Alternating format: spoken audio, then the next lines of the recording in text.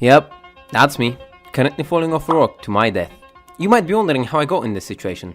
Well, it all started when I bought a new GPU, and I wanted to revisit some old games to see how they would run, and for whatever godforsaken reason, I picked Assassin's Creed Origin. I know, not exactly the most exciting title, but I had purchased it on release and only played it for 3 hours, so I thought I might give it a proper go this time. But from the moment I loaded in, there was a problem. I couldn't get down because I had forgotten the controls. At this point, a normal person might look at the controls menu, or Google, but here's the lesson. Look at these men.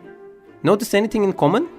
Yes, they all looked at the controls menu. So, with a heart full of determination, a mind full of disdain towards Manchester, and a can full of Red Bull, I decided to take the challenge. A decision I would later regret.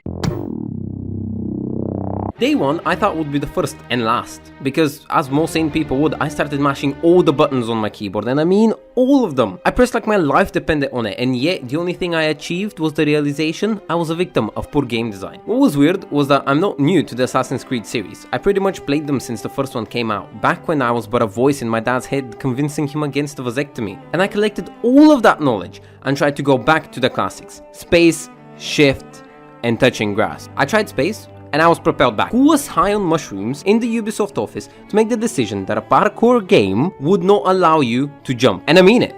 The game literally doesn't have the function of jumping. Regardless, I had a mission, and I could see the polar night approaching outside.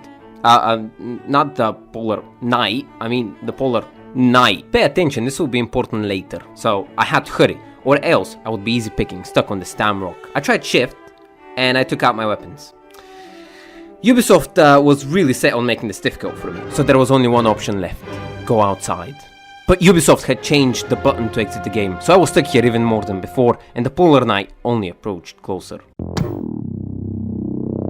In the last day, I opened the menu by mistake as I was mashing all the buttons, and discovered that I could just fast travel to any viewpoint. And you might be thinking, well, why didn't you? Okay, hear me out.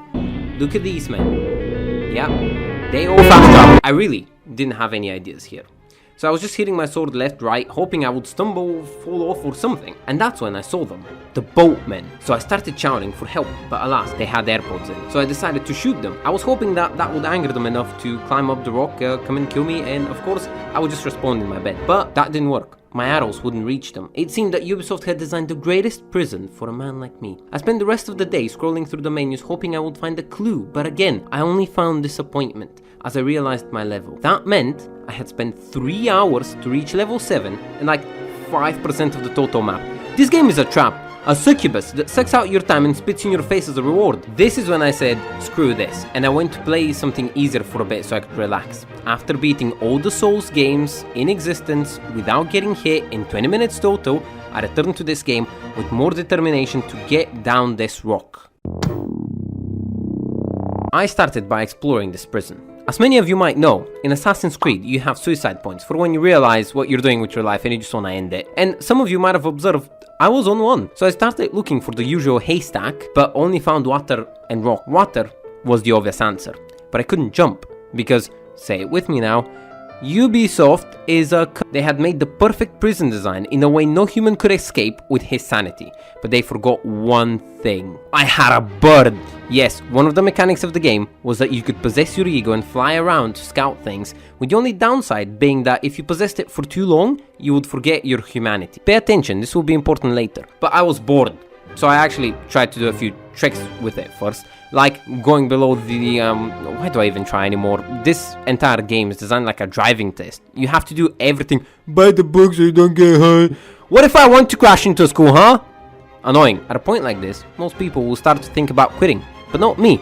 I was not about to give them this satisfaction. I still had one more plan. One more genius idea which scholars would to this day ponder the genius of. The bird. I was going to send the bird out to explore the world and hopefully find a person, lead him back to me and have him kill me because I'm sick of this life. Yes, I ran the risk of losing my humanity. But let's be honest, I already lost that when I bought a game from Ubisoft. So off we go. And this is by far the most and only fun I had in this game, soaring through the skies looking for people to harass. Not long after, I arrived in the small town. I looked around for people to harass, but right at the corner of my eye, I saw him. The Polar Knight. See, I told you it would be important. He was riding fast, since I told him I was alone on this rock. I don't think he knows I can possess birds. Do you think that would freak him out? Anyway, I decided to follow him. I mean, after all, he was going in the wrong direction, almost as if he was visiting someone else. But not a moment later, he was away, too far for me to see him. I could only hope at this point he was heading for me and not that Minecraft YouTuber Dragoon. My journey continued. I saw many things like people sleepwalking, and more people sleepwalking, people eating air, so my whole idea with this bird started to seem more logical in this insane world. I headed into a forest, and here my memory starts to get a little hazy because at this point it's been the 6th day of me exploring the world with this eagle. At this point I was the eagle. In the forest I saw dead antelopes, apparently just sleeping, but I had a lot of experience with people misreporting recently, so I wasn't going to fall for it. I ignored it and continued to the desert. I started to worry as my wings started to hurt, and I realized I had no memory of being born or existing in any way prior to this desert. I had been in this desert for 20 days now, and I oddly did not feel the need to eat, drink or stop. All I cared for was to keep going. To where? I was not sure. I only knew I had to keep going. I had a lot of time on my wings here, and I spent most of it wondering what this is all for. Why am I alive? Why am I in the desert? I had memories of people, yet none were of actually seeing them. And I wondered at the marvel they were. Hands, legs, no wings. I mean, what would one do if it was stuck on a rock? Weird creatures. Until finally, I saw what I could only describe as a massive structure that defied all of my knowledge of physics, and I am an English-speaking bird after all. Had humans made this with their weird appendages? Probably not. Probably aliens. I flew full speed towards it, hoping that that was what I was looking for all along. I flew for weeks more through the desert, guided only by the beauty and awe of the structure. Then, I finally reached it. I felt a strong feeling come over me as I was flying to the top. It felt like, well, I don't know what to compare it with. All of my memories were of flying through the desert, but it was good. I knew this is what I was meant to do. And then I reached to the top. The view was awe-inspiring. It showed me something I hadn't seen since math class. It was an orthogonal triangle. That's when it hit me.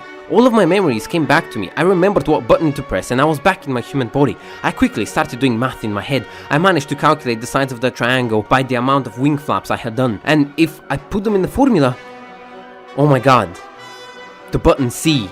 I threw away all my notebooks. I burned all my baby pictures. I deleted all of my social media and quickly pressed C. Oh my god, I'm down! Finally! Gee, oh my god, it feels so good. Wait, how do I run again?